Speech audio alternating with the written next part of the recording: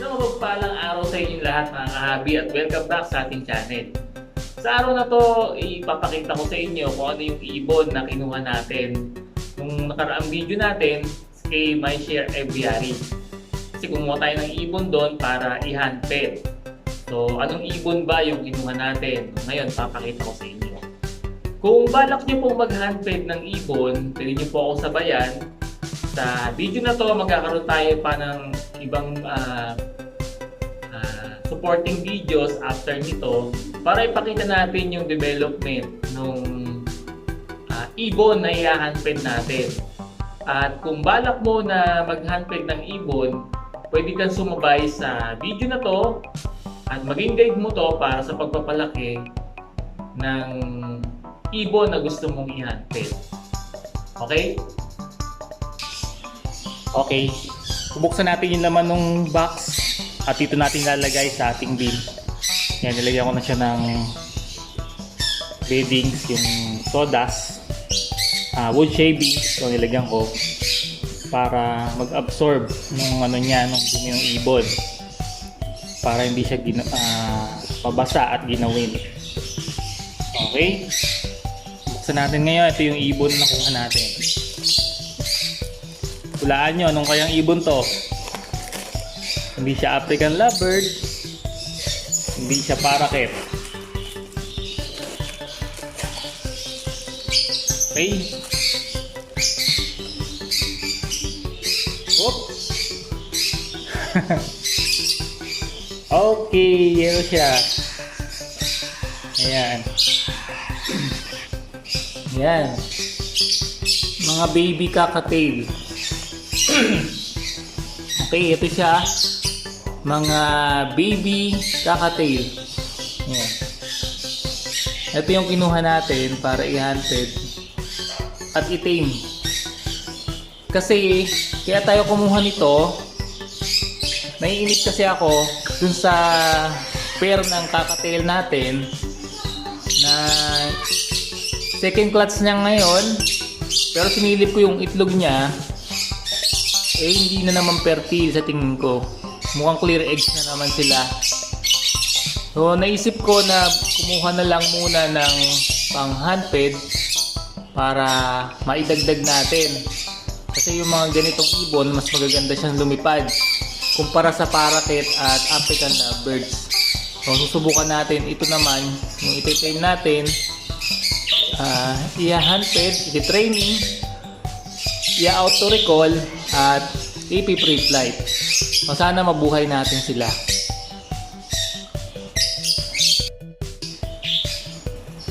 Lipat na natin sa bin.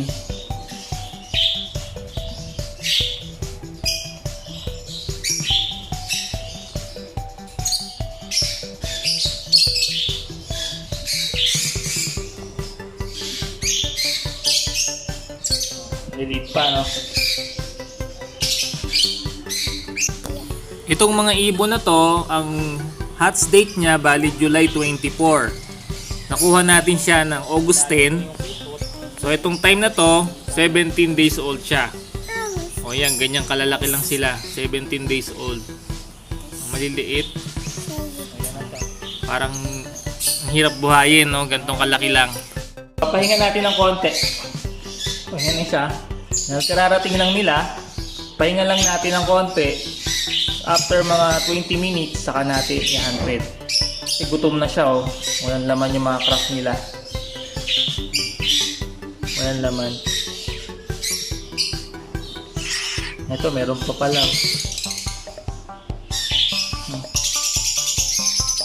Okay. Maya-maya i-handped natin. Pitwit.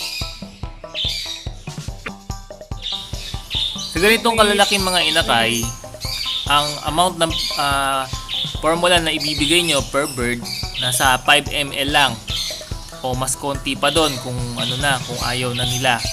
Huwag kayong susobra ng bigay kasi yun yung magiging dahilan para magkaroon ng sore crop ang ibon.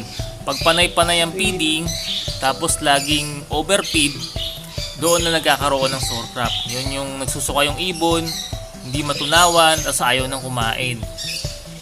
Iiwasan natin yon. Dapat ang feeding natin konti-konti lang, tapos madalas. Tuwing makikita mong ubos na yung laman ng crop, saka mo lang siya ulit i-feed.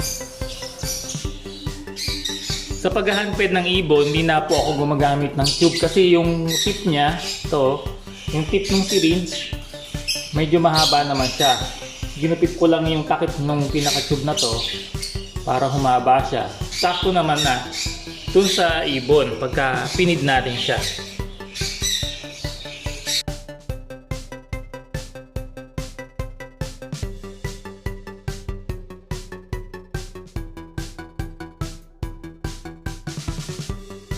So itong mga ibon na to ay kakukuha lang natin at birthday din natin na i-handped sila. So subaybayan natin yung paglaki nila, no? Mula sa ganitong edad hanggang sa paglaki nila, so subaybayan natin sila.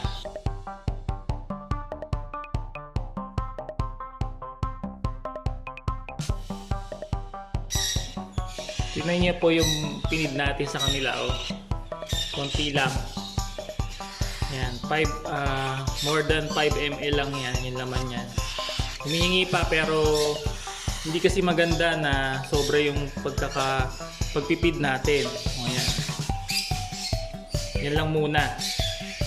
So mamaya babalikan natin sila after na may digest nila yung laman ng crop nila. Babalikan natin ulit sila para i-feed ulit. So eto mga kahabi, alas 6 na ngayon. Kaninang alas 3, tinignan natin yung ibon at hindi pa nila na-digest yung pagkain na binigay natin. So ang ginawa ko, hindi ko muna sila pinakain. Kasi mabagal pa yung metabolismo ng ibon, siguro nag-a-adjust pa dun sa formula na ginagamit natin. Kaya hindi kaagad na tutunaw yung pagkain na binigay natin nung unang feeding. So ito yung pangalawang feeding, alas 6 na tayo nag-feed. Okay, pakainin natin.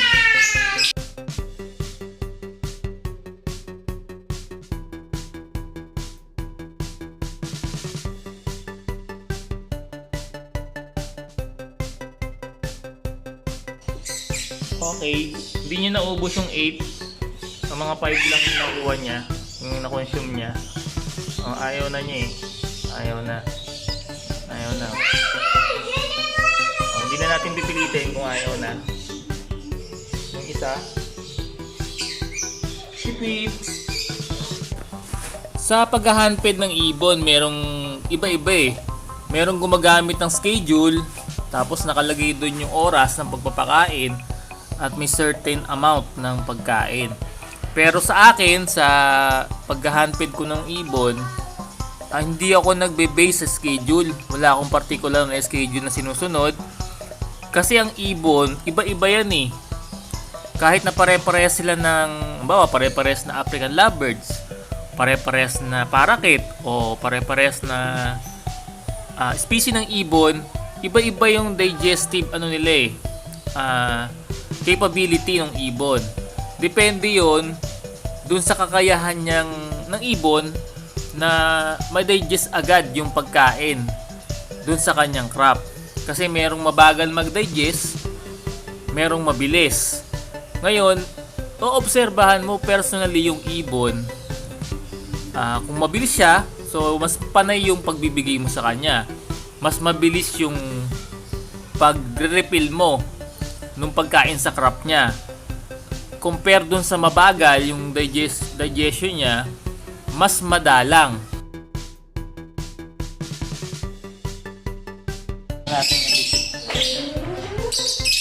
Ayun yung butsi niya ngayon. Ayan.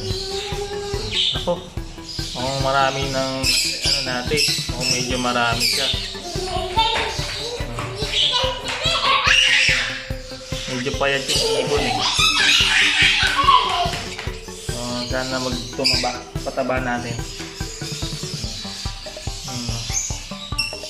Payat yung ibon natin.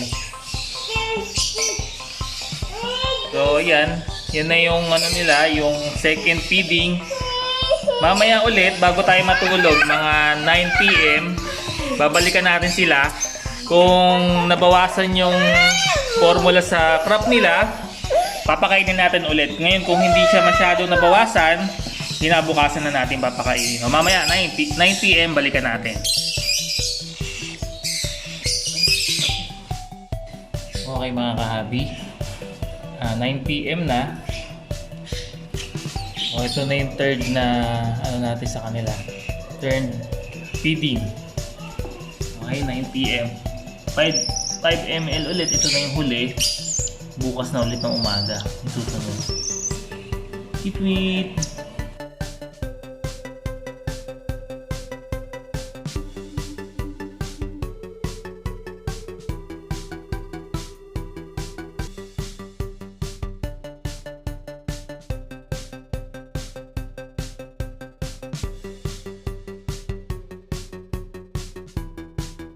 Okay, na-consume nila yung tig 5 ml. So bukas na lang ulit ng umaga.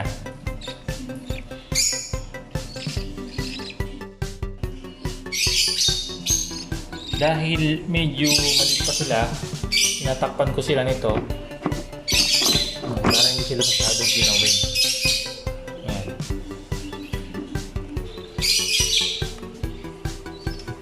Ayan.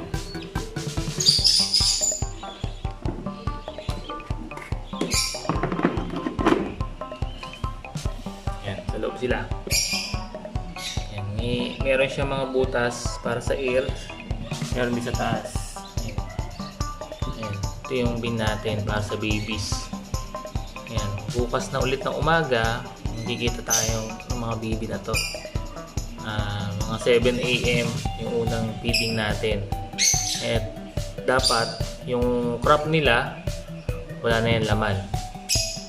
Empty na talaga. Okay, bukas na ulit tayo mga kahabi. Salamat sa panonood. God bless po sa inyong lahat.